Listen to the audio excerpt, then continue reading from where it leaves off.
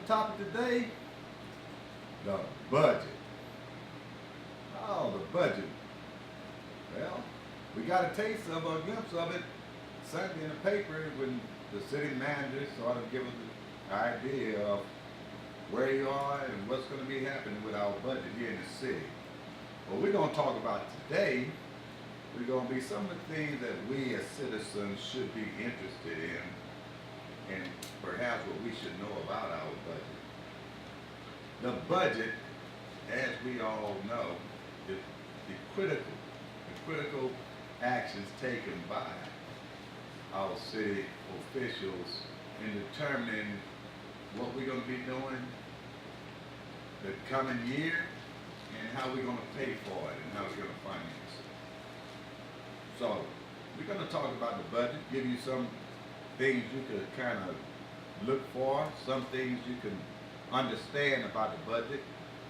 And this Sunday in the paper, you're seeing that some of the glimpse of what they had in the paper by the city manager was talking about the budgets, talking about streets, in which he said that he was looking at about $410,000 of CDBG grant.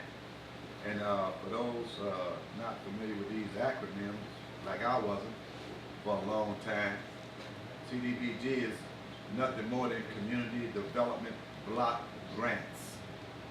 So they're talking about probably $410,000 from that and $600,000 out of the general fund, which brings you to about $1 million and for streets. Then we talk about 1.5 million that they're anticipating from the EDC for the downtown infrastructure. Some of the other things mentioned in the newspaper article was raises for the city employees will be up to the city council's discretion and decision when they entertain his proposed budget. And city and the police and fire having raises in accordance with their contract.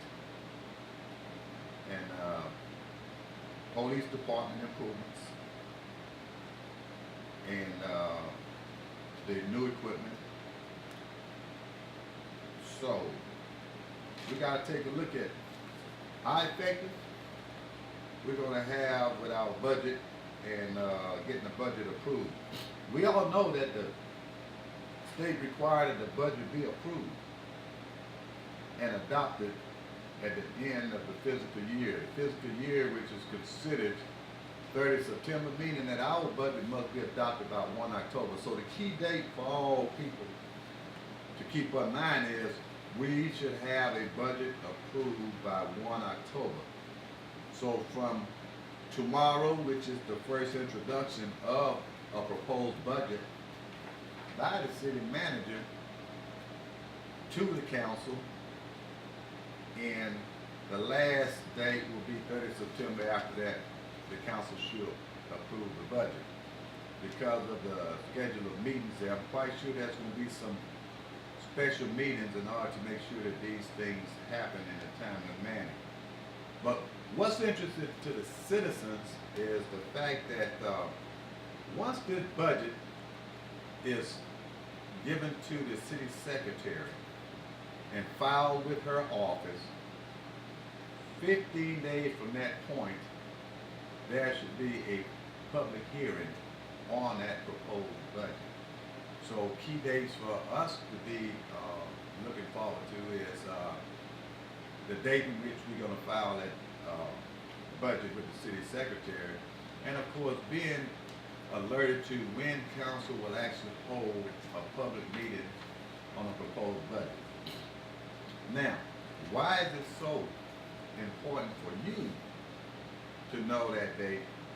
The budget is also an item that has a lot to do with your city and how it's going to be financed for the coming year. But that public hearing is to allow you the citizen, to question any portion of the budget or make comments with respect to the budget. So, once again, the key time there, look forward to the public hearing. Now, at this time, we're going to take a 2-minute break. But once again, you listen to The Breeze, KSAP 96.9 on your radio dial. And if you want to comment at any time, feel free to. Area code 409-982-0247. Be back in about 2.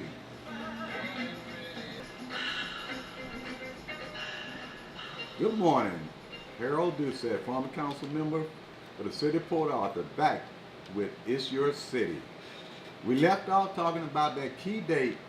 That is when we conduct a public hearing for the budget in which you, the citizen, have the opportunity at that time to go and express any concerns or questions you may have on the budget for our coming year.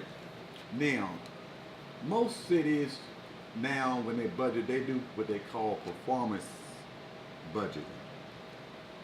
This budget that the city manager is going to propose is not going to be a performance-oriented budget because I've been attending all the meetings and the council really has not discussed the budget or what they would like to see in the budget. With performance budgeting, which most cities that are successful with their budgeting, they use performance budgeting, which they use as a basis to determine how much money they're going to need in order to operate for that particular year. Performance budgeting, for an example, would take into effect this: if you have 32 parks and you're having a problem maintaining or funding them, what you may consider for the coming year is, one, how to generate or where you can get more revenue in order to fund these parks. Or you may even consider eliminating several of the parks. So the money that you will be putting into park and recreation for that coming year will be based on exactly what you wish to do. And when you're doing performance budgeting, what you find is that you're more apt to be able to not exceed your expenditure for that year and accomplish all of the things that you wish to do within that year. And there's the advantages of having performance budget when you do it so that the people can also get some of their concerns addressed, their wants and desire. You know, people have a chance to come before council during the year in which they state some of their concerns. Their concerns, and I heard it when I was on council, for an example, so you can understand what I mean, is walking tracks.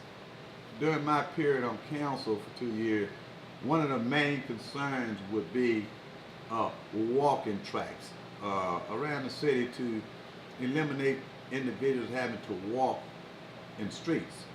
Well, under your park and recreation, you would have that as one thing that you would like to do. You would like to do walking tracks. Now, it depends on your budget. Well, we can't afford to do two. Let's do one. Let's pick an area of town where we want to do it first, which is the priority. And then you come back and you say, okay, we'll do one each year. But what you're doing basically is you're funding something that the citizens have requested, and you're doing it in a manner in which you won't be overspending or creating deficit, and at the same time you're staying within your operating costs and you're meeting the needs of the citizens as well as that of the city as a whole. Another big factor, or another factor in budgeting, is the tax rate. And you know, the tax rate is what is concerned to all property owners, and we're going to talk a little bit about the tax rate as it pertains to property owners a little later in the show, but giving you a introduction to it is the tax rate has to be established no later than 30 days prior to that budget being filed with the city secretary's office. So you can bet within the next 30 days for sure that the city Port Arthur will have established their tax rate for this coming year. And some individuals are saying, you know, we need to lower it, we need to leave it like it is. Well, when you start talking about lowering, leaving it as it is, or raising the tax rate, that's sort of like premature and sometimes may lead to bad decisions. Your tax rate is going to be based on how well your city did in the previous year. You know, if you're coming out without a deficit and you have money left over, then, you know, at that point in time, you know, you can look at reducing things. If you're coming out with a budget deficit, then you're saying, hey, you know, we're overspent and we have to balance this budget. So there's a lot of factors that the manager, the staff, and the council must consider prior to establishing that tax rate. So an individual who start talking about the tax rate, give it or raise it or leave it like it is prior to actually getting into the budget itself and the revenue generated the current year, to be like just flipping a coin in the air and saying heads or tail. So the tax rate is going to be one part of that budget that will have an influence on the overall budget itself. Another item is employee raises. You know, employee raises is normally decided by your council after they have went through the budget, found out what they're looking at for the next year, find out what type of revenue they're going to be bringing in for the next year, and trying to establish raises for employees. Although employees may not get raises, I know for a fact after serving 2 years, every member of council is always looking to reward employees and have employee raise. Why? Because that's normally the norm in society. You know, most companies, businesses, and such, it gives people raises because we all know that the consumer index, we're going to have raises in the prices and what we pay for things annually. So the pay should be comparable to such so that people will be able to continue to live in the style that they're living. So employee raises is something that the council really takes serious and something the council really wants to do. But unfortunately, it's always governed by the budget, and if the city is in the position to actually do it. You know, a lot of time we want to do the right thing, and sometimes doing the right thing is not what you want or what people expect. So employee raises will have an impact on the budget. It's not a significant impact, but it's one that you have to consider all of your priorities within your city and where it falls in and if you can afford to do it or not. But I can assure the citizens and employees of the city that during my 2 years on council and dealing with the budget, I know that the intent is always to try to find money to pay the employees and give them raises. So that won't be any different this year. You know, it's going to be one that the council will definitely consider. And employees, although sometimes they may not feel that way, but I can assure you that the council as a whole, not divided, but as a whole, has always seeing eye to eye on trying to find that raise for employees. Another thing that you'll find or hear within this budget that should be of grave concern to you as citizens is the capital improvement program. It's commonly referred to as CIP. So if you happen to be watching the city council meeting during any of the budget discussions and you hear someone say, well, the CIP, what they're talking about is the capital improvement program. And with that, I'll just remind you that you're listening to the Breeze radio station, KSAP 96.9 on your radio dial. And if you choose to comment on anything that we're discussing and related to the budget, just feel free to call in.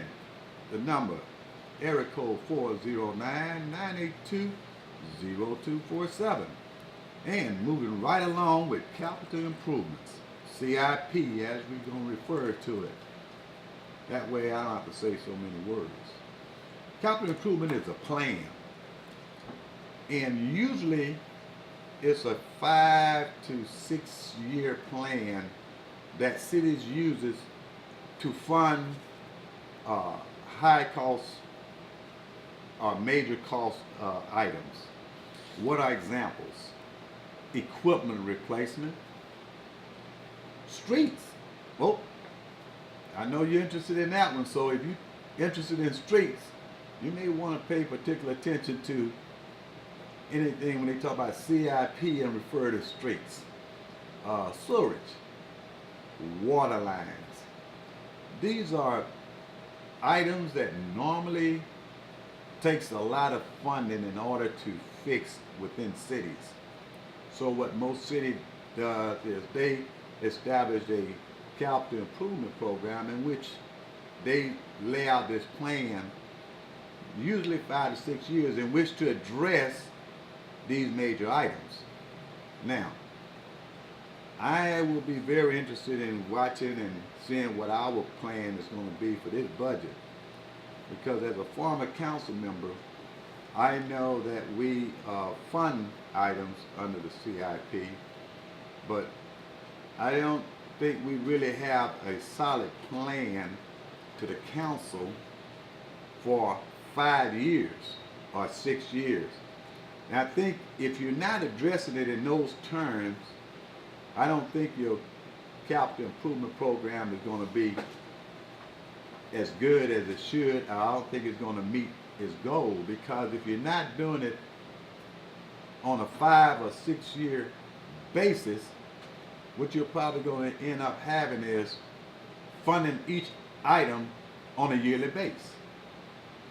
So you're funding streets for this year, and when you fund the street for this year, then you're going to have additional streets that become in disarray where they need to be resurfaced or repaired. So you're like chasing tails, you know, you never get on top of it. So what you want to be able to do, you want to be able to sit down, look at it, develop a plan over 5 to 6 years, and determine how much money is going to take to address and fix this problem. And then you say, okay, we want to do this much the first year, this much the second year, this much the third year.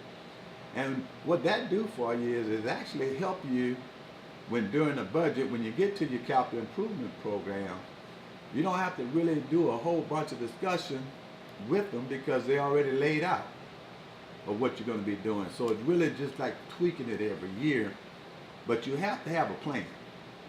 Without a plan, it's hard to develop anything where you can actually see where you're making progress. You know, you should have plans, and we always talk plans, short term, long term. Well, CIP is mostly associated with long term planning. Short term is something that we want to do with parks, you know, put a new backstop on all the parks, okay? We do that in 1 year. Or we say we're going to do half of them this year and half of them next year. But once again, when you hear CIP, you should be hearing items that require major funding. And if they are under CIP, you should have a 5 or 6 year plan. Now, one thing I noticed that will fall under the capital improvement program, and the city manager gave a little hint on it in the paper, was that they were planning on purchasing another garbage truck and a track hoe. For all those who don't know what track hoe is, one of these little old apparatus, look like the little guy on it, and he be digging. But that's outstanding. I'm glad to see that we are looking at replacing equipment before the equipment is no longer usable. So if we continue to do that, that's fine. But now we're going to replace a truck, a garbage truck. So my question would be, under the CIP, do we have a plan for the next 5 years so that we know that this fleet will always be ready and available and require less maintenance and operating? So that would be my question when the city manager produce his briefing or his proposal for the replacement of garbage truck. I would want to know how we stand with garbage trucks. You know, by replacing this one, how many more do we have that's going to be in need to be replaced? And understanding that he's looking at doing one this year, next year. That way I know from the answer that was a plan, and the plan was not just for the coming year, but down the road, because the garbage truck should fall in the CIP, which is the capital improvement plan, for long range planning, because you know that those trucks must be able to perform and operate, because it provides a vital service here within the community. Picking up the garbage, which we know can also help with environmental. So that is critical. That is critical within the community. So we must understand the importance of our capital improvement program. So when you start hearing them talking about that budget, and you hear someone talk CIP, you know that they mean the capital improvement program. And if they're talking the capital improvement program, you should want to hear them say something that will give you a good feeling about how we're going to do for the next 2, 3, 4, 5 years in this particular area, as opposed to what we're going to do this coming year. No, if it's capital improvement, I'm looking farther down the road. I'm not looking for just this coming year. Okay? So we're talking about capital improvements. Now, we talked about this plan. This plan, we say, should be a 5 to 6 year plan. Well, if you got a 5 to 6 year plan, you're probably saying, well, you know, what are the things that they would consider, or how they want to do this plan? Well, there's 5 major steps in the preparation of the CIP. Those 5 major steps are steps that if you follow, then you will have more than likely a successful plan for your city. The first of those major steps is a list of proposed improvements. So basically now, you want to list what items we need to do that requires a large sum of money, and we're going to have to be done. It's going to have to be done in a period of time. Now, where do we compile this list from? This is the good part about it. It comes from staff, city manager, council, and also citizens. Yes, you should be a part of compiling that list. And how you fall in is basically by letting your concerns and your needs being known to the council during the year. And I used an early example that I was constantly approached about jogging tracks. Well, guess what? That's the type information from citizens that will aid individuals with having the ability to know what we need to put on this list for capital improvement programs. And with that first major step, we're going to step out for about 2 minutes. And once again, you listen to The Breeze, KSAP 96.9 on your dial. Be back in 2.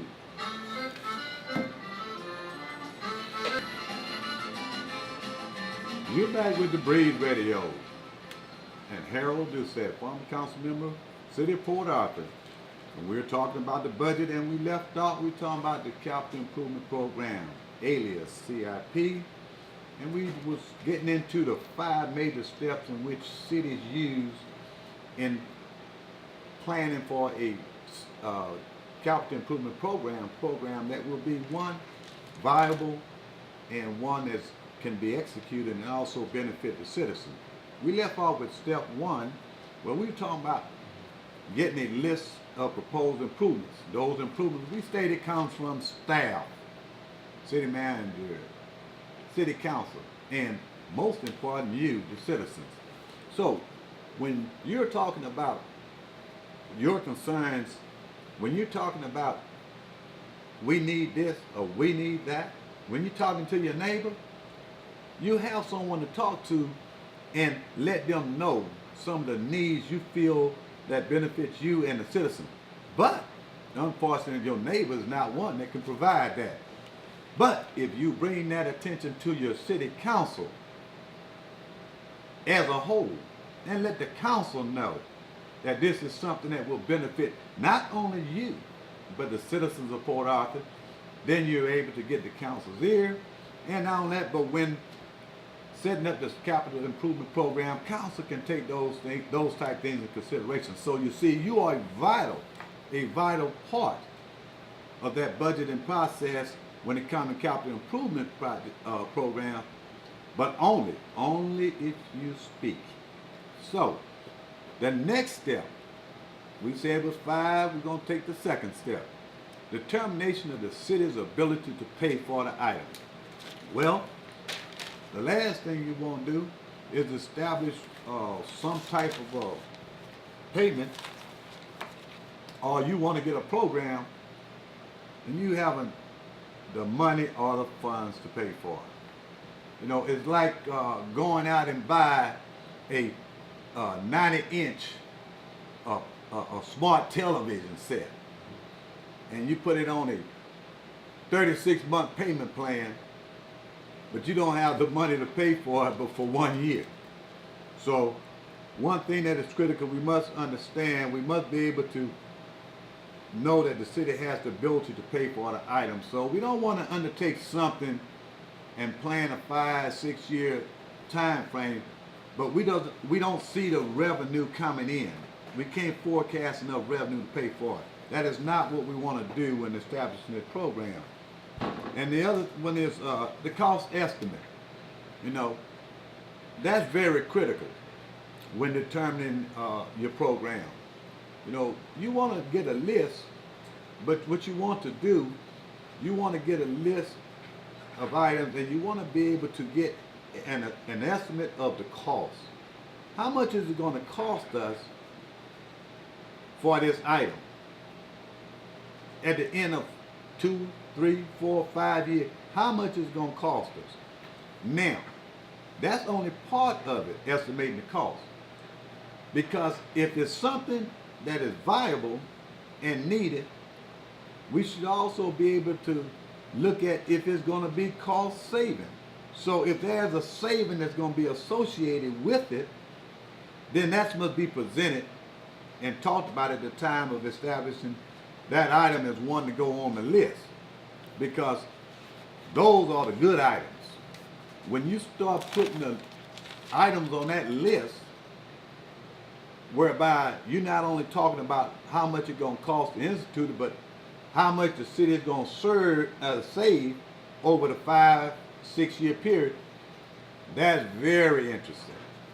Those the type programs and items you want to discuss with the CIP. The fourth step to this 5-step is the items are organized and prioritized by the staff for council. Now, we could get a list of items, but when establishing those items, we should list them in a list of priority, because we may establish a list of proposed items to place in the program. However, they only could be placed in it if we have the funding. Therefore, the list must be prioritized so that one will not have something on a list for program, but when we take a look at it, it's not very important. It's one of them good to do things. Hey, we like to do that. That sounds pretty good. That won't get it. We need to make sure that the items we have, we list them in a priority. And that priority should be mainly on what's going to best serve citizens and city and going to move our community forward. The fifth and last and final step to a good CIP program and establishing it is to discuss at a public hearing, thoroughly reviewed by the council, and finally approved by council action. What that step entails is, if you establish a good CIP program, you're going to discuss it, these items and stuff, during the open meeting, which is a public hearing. Here, council, all the regular scheduled meetings are open, so you can actually hear what they're talking about with the different items, and also get a glimpse of what type of CIP program we're going to be doing for that coming year. The other one is that it has to be thoroughly reviewed by the council.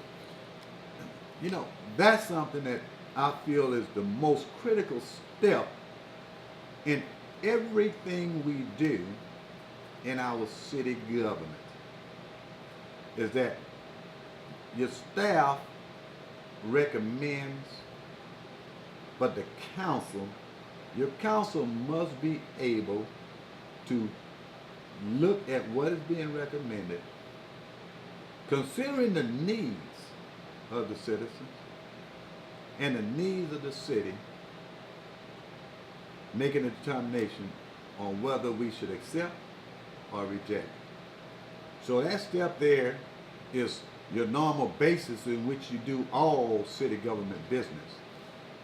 And once you have discussed it in a public meeting in which citizens had the opportunity to make any comment they choose, the final step is making it formal. And that's simply by passing resolutions or ordinance, whichever which is appropriate for the particular one. Now, if you use those 5 steps that we just finished talking about, more than likely you will have a good CIP. And if you have a good CIP, then you're looking at being able to take care of your high cost items over a period of time.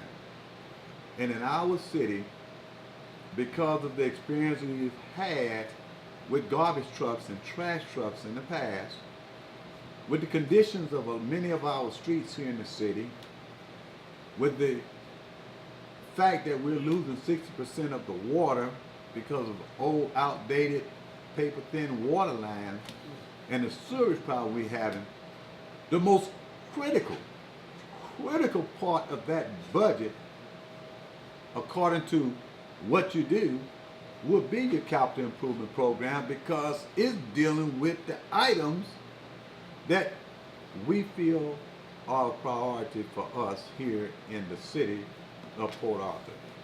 So, once again, when they start the discussion of the budget, make sure you pay particular attention to the capital improvements, because that is where you're normally going to find discussion of money you're going to be putting into streets, sewage, water, and the high funding things.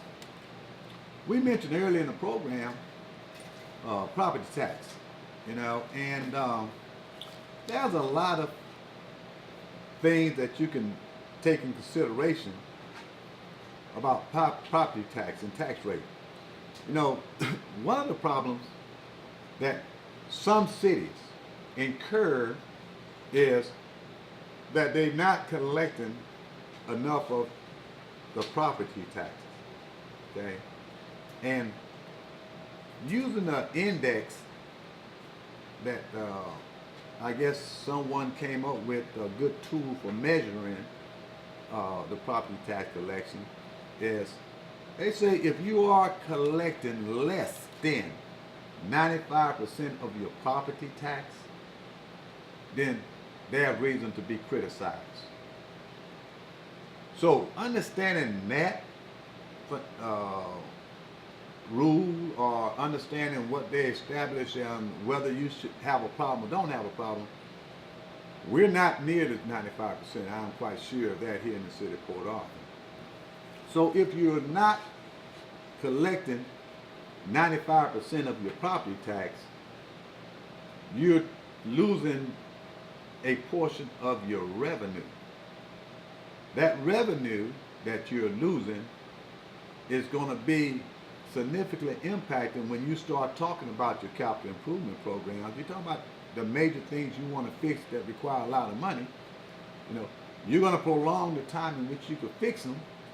Or if you're talking about things that are going to help with your quality of life issues, whereby citizens are requesting certain things that are going to impact on their quality of life, and whether you can fund them or not fund them is going to be based on the revenue that you generate. And property tax is one portion of revenue that the city looks forward to and looks at having.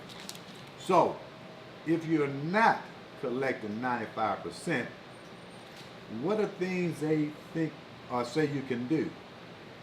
Well, those things that you could possibly do is, one, know that you're listening to the Breeze radio station, KSAP 96.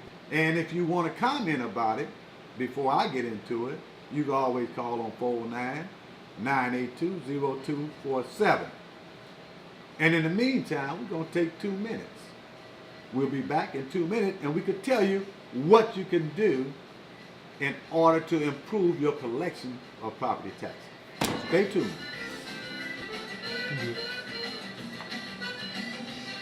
You're back with the Breeze radio station. It's Your City by former councilman Harold Doucet. We're talking about that all-important topic this morning, the budget, and we were talking about property tax. When we left, we stated that the tool that they use to measure whether you're doing good with getting your revenue from property tax is whether you collected 95% of them. And if you're not, then they say there are certain things that some cities have done in order to improve that. In a lot of cities, the city attorney is the one that is given the responsibility to do or implement things that can improve the collection of your property taxes.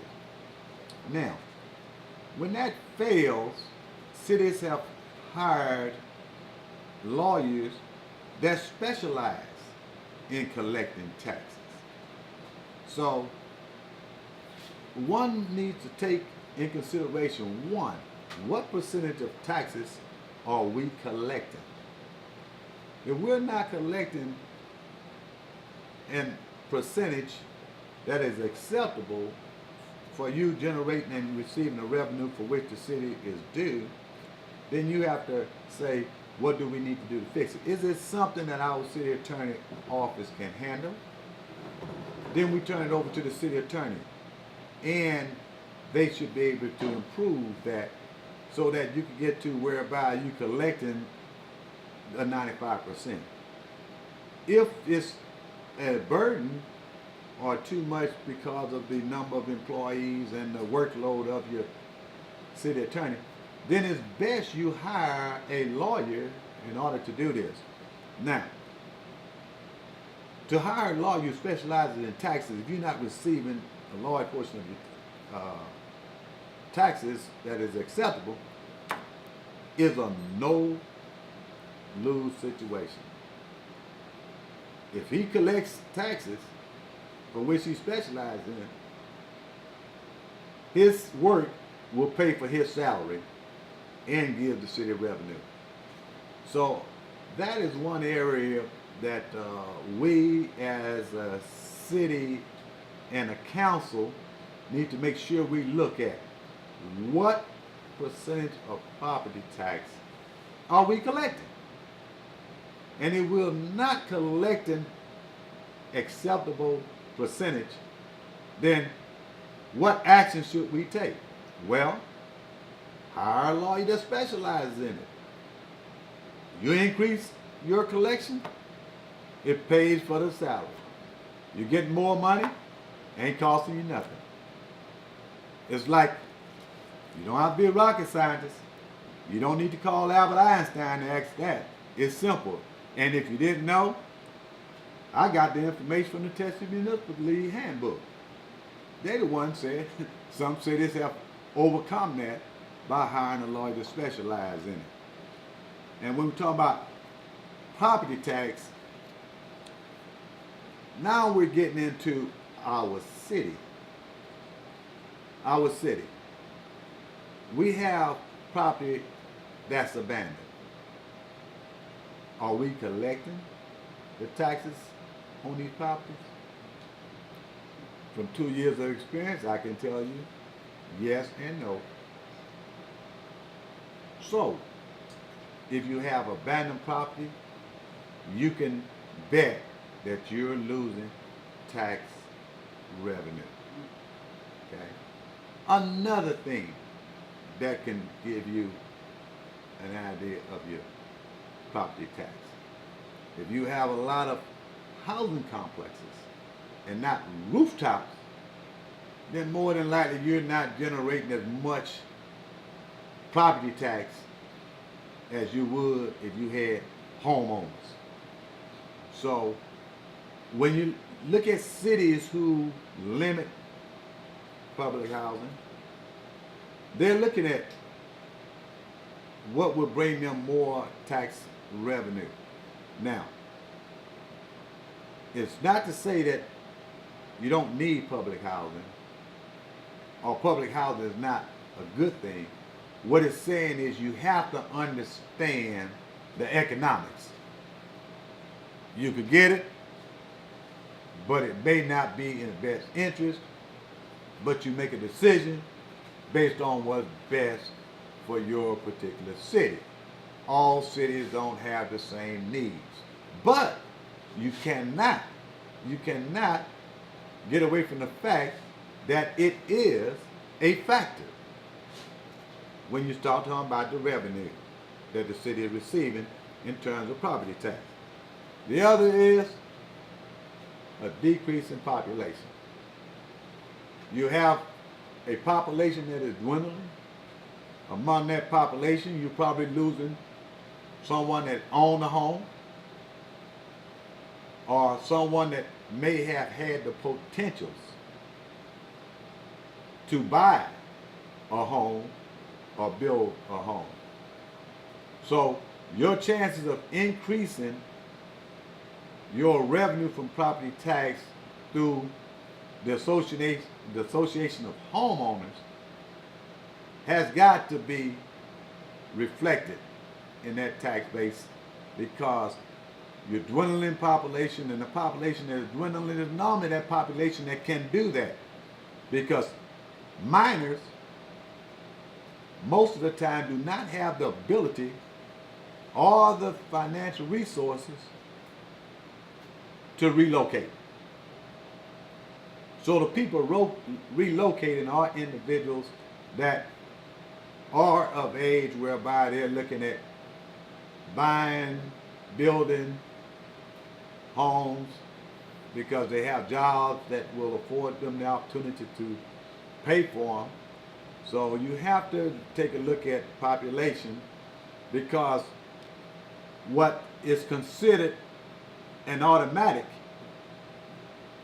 if you have some of these problems or some of these situations that have been mentioned, you're not going to do what is generally considered a given. And that given is revenue from property taxes growing each year. Now, that is what is considered a gimme. That is supposed to be like automatic. Each year, property tax goes up. Why? Well, I guess you're looking at the appraisal of your property.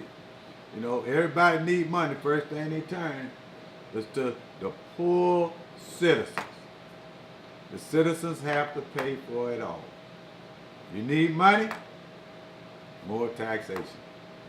Because no matter whether you're on a municipal level, a county level, a state level, or a federal level of government, government don't have money.